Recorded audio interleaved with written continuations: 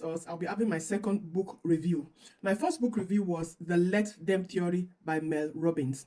And this, my second book review, is coming from the fact that I read that first book, because I got the name of the author and the name of the book from reading The Let Them Theory. This is the book, The Let Them Theory by Dr. Aditi.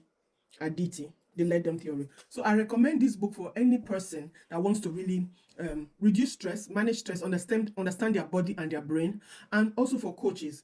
As a stress management work-life balance coach, this is one of my to-go books. It's just like a Bible for my stress management coaching classes. The way she wrote the book, the 5 resets and the 2 habits you can always do with them, very nice, very nice. So I'll be looking at the computer so that I don't derail from my thoughts and will stay in the time that I want us to stay. So this book, The 5 Resets, Rewire Your Brain and Your Body for Less Stress and More Resilience by Dr. Aditi. She talked about 5 resets. That's what the book is about. The 5 resets. And the 5 resets are: 1, get clear on what matters. Get clarity on what matters the most. Most of the time, that is the one single problem that we are having. We don't have clarity on what matters most. Everything matters to us. Everything is priority. No, everything cannot be priority at the same time. The second reset is find quiet in a noisy world. This world can be noisy. There's so much noise in your head, from your ideas to Facebook, to things you've seen, to news, to everything. It's just there. You need to find quiet in this noisy world. And that's a reset you need to do. The third reset is sync your brain and your body. Sometimes you know what you want to do, but your body doesn't want it. That's the third one. The fourth one is come up for air. It's like take a break. And the fifth one, I love that one. Say bring your best self forward. Bring your best self forward. So I love this book. This book is easy to read, easy to understand, and a lot of practical examples for men, for women, for professionals, for people that stay at home. She used examples of people's lives so that you can understand and give them those resets and tips to carry out. And there's one thing that I also learned from this book, which I've also known, but this book brought it out more, is that when you want to change, don't try to change everything at the same time. That can be very stressful. That can be very overwhelming. So in her book, when she wants to change a particular situation or a particular event or person, she changes 2 habits at a time. She tries to remove 2 habits and replace them with 2 habits at a time. So don't try to change yourself overnight. Do it little by little. And this book combines science. She comes from the aspect of being a doctor. She explains so many things, to storytelling, like I said, and that was a very nice combination. So if you don't understand the science in it, by the time she tells the story, you will say, yes, I understood that. So let's go over to the first reset. I recommend you buy this book. This is a book that you always go back and read. If you see my own, I have things that I marked on the book. You always go back to read them. Like I said, especially me being a stress management coach, and especially me wanting to live my best lifestyle, my rich lifestyle, which has nothing to do with money.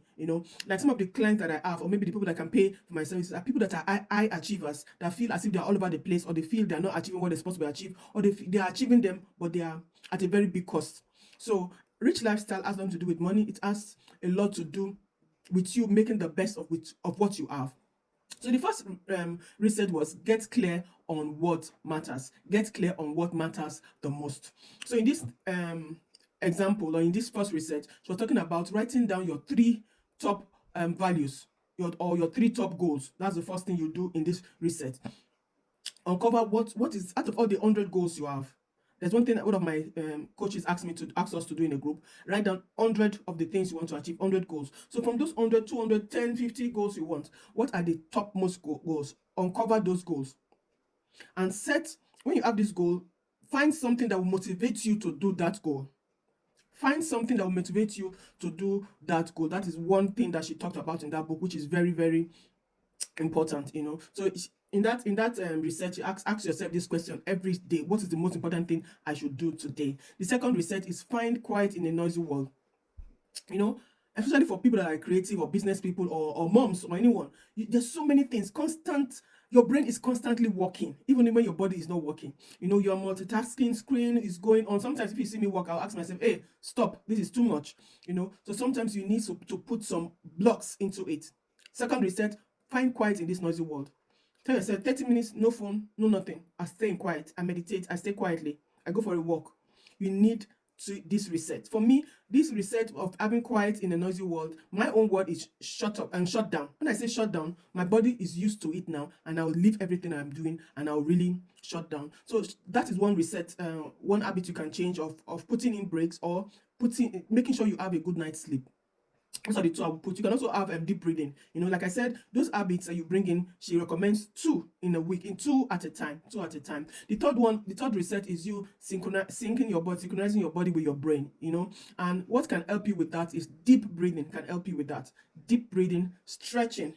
When your brain is so much, go out, stretch. And try and calm yourself down. And when you have to eat, don't eat in a hurry. Mindful eating. Those things can help your brain to be in sync with your body. So when I'm eating, I don't just eat and fast and go away. I'm eating the food, and I'm trying to enjoy the food, feeling the food, how hot it is, how tasty it is, what are in the food, try to get the flavor out of the food, chewing it, enjoying it. That in that situation you are chewing and you are connecting with your brain, because and that your brain is concentrating on what you are eating. And this is something we really need to do. We need to just be present. This is the art of being present in whatever you are doing. When you are present in what you are doing, there's a sync between your brain and your body. So the fourth one is come up for air. You got to learn to take a break. Sometimes you just have to say, I'm going to do only one thing, and one thing alone. You understand? Sometimes you don't do 10 things at a time. Like me, when I'm taking the train, I'm posting, I'm doing some kind of things, which are not bad. But there are sometimes I just drive or I take a walk. And when I'm taking a walk, I cannot do those things. So in that situation, I'm taking a break. So you need to learn to take break. Put breaks in what you do. When you are walking, you can always walk 25 minutes and put 5 minutes break, whereby you really come up for air. It's a game changer. And the fifth one is bring your best self forward. And one of the ways to bring your best self forward, she talked about gratitude. Gratitude is one thing. Second one is writing down your goals, expressing your emotions, expressing the way you feel. It's very important. So I really, really love those 5 resets. So let me know which of those 5 resets you'll be doing. But most importantly, get a copy of this book, The 5 Resets by Dr. Aditi. I'll stop here for today. God